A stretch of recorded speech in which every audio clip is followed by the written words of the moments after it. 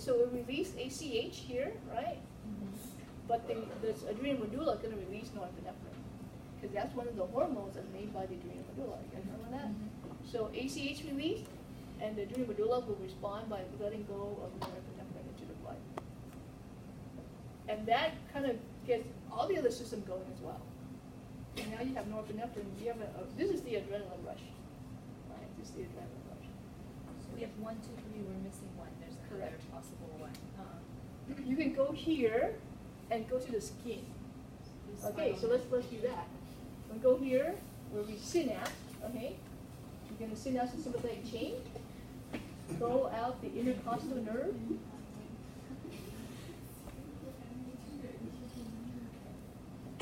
And so this is, so ACH release here, intercostal nerve, so it's post, right? Post ganglionic neuron. Because we synapse. Synapse there. And now this is the gray ramus. This is the gray ramus. Right here, the gray ramus pathway, spinal nerve pathway. Intercostal, all known as the spinal nerve. And it might go to like your skin. So if this is the sympathetic, what's it going to be your skin? Give you goosebumps? Yeah, it give you goosebumps. Or make you sweat? Exactly. Yeah, there you go. You either sweat or goosebumps, right? Goosebumps, is that smooth muscle? You bet. Sweat, is that a gland? You bet. So the target is muscle and gland. See how everything fits together? Now you understand why we call this diverging? Yeah. It's like diverging, you know? Look at all these arrows. It's complicated. But that's why sympathetic is hard. But you get sympathetic, then you're good. Okay? And if you just wrap it in with the sensory side, I mean, I could go different than smell, right? Could I go Sight? sight, See a bear. baroreceptor, If you see a bear, nociceptors, all that sensory chapter. All that sensory chapter could be up here, and then it somehow relates to the spinal cord. So what would be like an example of bear or something? Your stomach. Okay, so it's Your stomach is stretching because it's Thanksgiving dinner, right? It just happened last week. So baroreceptor, stimulating because your stomach is filling up. It will then go up to the brain, because remember the stomach's here. So you're gonna have to go into the spinal cord. Okay, let's do that, okay? Can I erase this one here? You can erase all. No, I don't want to erase all. I don't want to recreate this. I don't want to look at it. Okay, so that was a somatic sensory, correct? yeah. That was somatic sensory. Let's do a visceral sensory.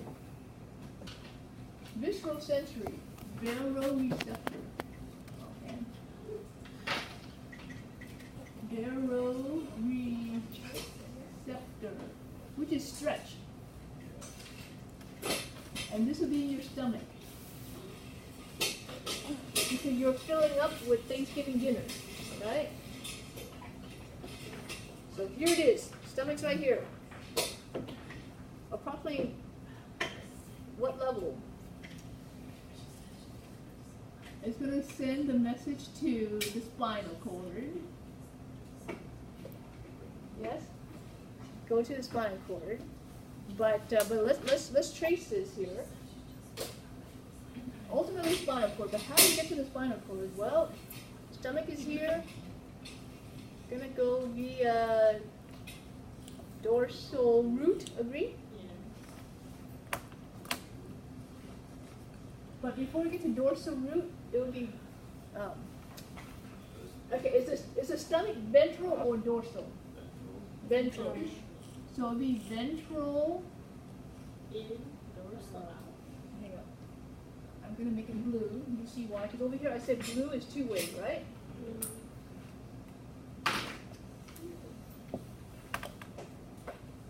Ventral ramus. Two-way, right? Ventral ramus. Ventral ramus will then become spinal nerve. Spinal nerve will then become dorsal root ganglion. See, I'm going backward. Dorsal root ganglion, because that's the cell body, right? Of the sensory neuron.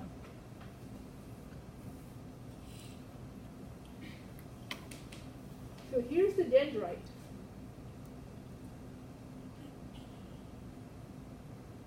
Go all the way here to get to the cell body of that sensory neuron. How come we didn't go to like the superior mesenteric ganglion? It might go to the celiac. Stomach is more celiac than superior. So yeah, you're right. I could have put that in here. It would go through the celiac ganglion, or right? But I chose not to because it doesn't have to do with synapsing or anything. Oh. But yeah, it would. It would go through that ganglion and then go in. Okay. But the more important point is that I want you to understand it's going to come back as ventral ramus, and then spinal nerve. Okay, remember this? Ventral ramus, and then spinal nerve. Okay. Then the dorsal root become dorsal rootlets, right? Oops. At this point, I have to change color because it's one way now. One way, and that'll be black. Dorsal root and the DRG. What's DRG? Dorsal root ganglion. Yeah. Okay, so that's a cell body. Then we go to dorsal rootlets. Agree? Yes.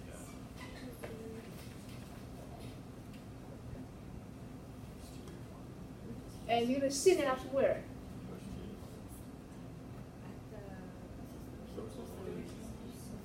Posterior or dorsal horn. Agree? Because that's gonna synapse to an interneuron.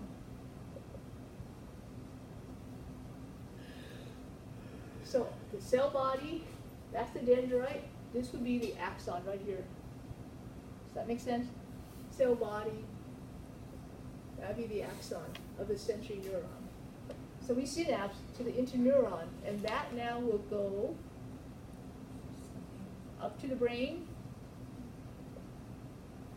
So what's the brain gonna say? Stomach is filling, stop eating, or whatever, right? And the brain say, well, you gotta stop eating, and I'm gonna have to start digesting. Does that make sense? The brain's gonna say that. Stop eating. Start digestion. So it's parasympathetic, right? Exactly. So now we're gonna go down, descending, So correct? first it went up the ascending, it hits an interneuron. It went up the ascending, correct. Ascending to the brain, descending down. So this is called axon, right? Descending. So is there another interneuron up there in the brain? Oh yeah, there are many interneurons. So do we, okay. Yeah, we use interneuron just because it's between two neurons. Not to imply there's only one. There are many as you synapse. I didn't go into all the places that we synapse in the brain because, oh my God, talking about overwhelming. That's not overwhelming. Okay. But all those nuclei, all the gray matter in the brain, think synapsing. All those places. So anyway, it goes down descending, and now if you want to stop eating, you can go down this way to your hand to put down your fork. Agree? You guys understand that? So stop eating. You go from here, descending, here, to tell your hand to put down the fork. Or if you want to stimulate digestion, you go here with the green, parasympathetic, to stimulate digestion. See? Yes. So it's a whole loop. You start with the sensory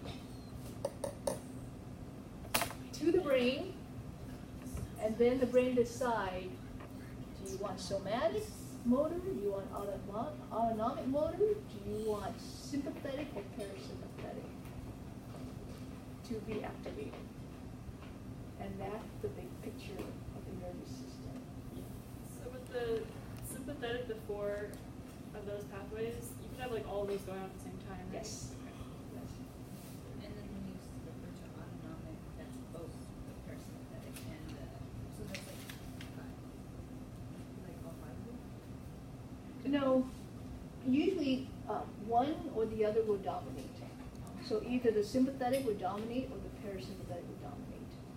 And when I say dominate, right here at the end point, is it releasing norepinephrine or is it releasing acetylcholine? So if the acetylcholine at the end point, that's going to tell you the parasympathetic is dominating. If the end point is releasing norepinephrine, then the sympathetic is dominating. But remember, there's two different fibers, right? Two different fibers. This fiber belongs to the sympathetic system. This fiber belongs to the parasympathetic system. You can't tell with the naked eye which is which. You can't even tell underneath the microscope. The only thing you can tell is what does it release. Then you know its identity.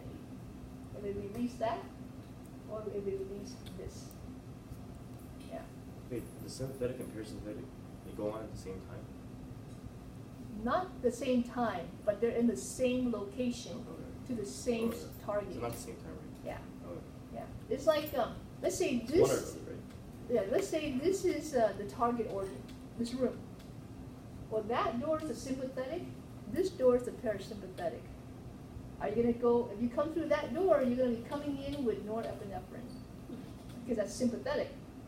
And you come through that door, you're going to be coming in with acetylcholine. And whatever's in here, you know, they say, oh, okay, norepinephrine, I'm a stomach cell, I'm going to slow down. But if it's a stomach cell and that door is parasympathetic and it's bringing in acetylcholine, the stomach cell says, oh, I better start working. Do you understand? So we call that dual innervation. Both are innervating the same tissue. Dual innervation. Just depends on what's dominant. Is it sympathetic or parasympathetic? Two different pathways. That's the critical part. That is not the same door as that door. All right? Because that neurotransmitter is not the same as this neurotransmitter. And that's what's going to dictate how the cell, the tissue here is going to function. Okay? So then in the lecture, when you're saying, is it parasympathetic, sympathetic, autonomic? Both. Autonomic would mean both. Yeah, autonomic means both, because that's what autonomic is. Yeah, both. Sympathetic and parasympathetic. So for example, if I just said acetylcholine, exactly, because both of them utilize acetylcholine. But if I said acetylcholine in the post-ganglionic neuron, correct. See the difference? Yeah. So just read what I write, and you'll hopefully figure it out. Okay? Okay. So does this, you guys understand how I want you to I'm gonna take one more picture. piece it together, okay? Piece it in with the sensory. Bring in the sensory component, okay? Don't forget about the sensory, because we spent a whole chapter on that. And very rarely will the brain do nothing with sensory information. The brain usually don't ignore sensory information, unless it's not in the working mode. It's like an ongoing. If you're clothing on your skin, it's an ongoing sensory, so the brain fades it out, right? Yeah, that's Basic perception. But most of the time, especially somatic sensory, the brain will respond somehow. Somatic sensory.